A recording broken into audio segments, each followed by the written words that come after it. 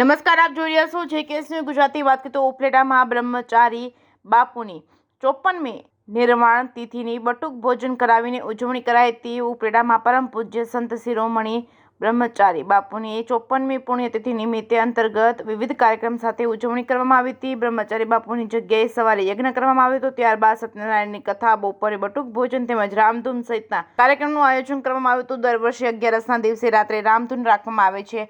આ કાર્યમાં કોઈ પણ જાતનો ફંડ ફાળો કરવામાં આવતો નથી. યથાશક્તિ પ્રમાણે દાન આવે તેમાં જ સંતોષ માનવામાં આવે છે. ત્યારે આ કાર્યમાં ઉપલેટા શહેરના સર્વધર્મ પ્રેમી જનતાએ બોડી સંખ્યામાં લાભ લીધો હતો. બપોરના સમયે રસ્તા ઉપર આવતા ભક્તો માટે શરબત અને છાશ સેવકો દ્વારા વિતરણ કરવામાં આવ્યું હતું. JKS ન્યૂઝ ગુજરાતી સાથે અર્શી આહિર, ઉપલેટા.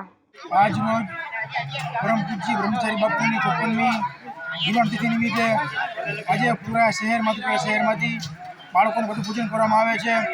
તો આશરે 4 થી 5 જેટલા બાળકો બટુક પૂજન કરે છે. અને બાપુ જ્યારે હતા ત્યારે બાપુનો એક જ ચીજ હતો કે બાળકોને જમાડવા, બાળકોને બટુક પૂજન કરાવવું. અને પૂરા શહેરમાં, આખા ગુજરાતમાં જે બ્રહ્મચારી બાપુ જે મંદિર ટ્રસ્ટ દ્વારા આજે વિના મૂલ્યે કોઈ પ્રકારની પૈસાની અપેક્ષા રાખ્યા વગર, વિના ફાળા વગર આજે અવળું ભગીરથ કાર્ય કરી રહ્યા છે. ત્યારબાદ પૂરા ગુજરાતમાં બ્રહ્મચારી બાપુ જે સંત જે છે એક શિરોમણી સંત હતા. અને આજે એની 54મી નિર્માણ તિથિ છે.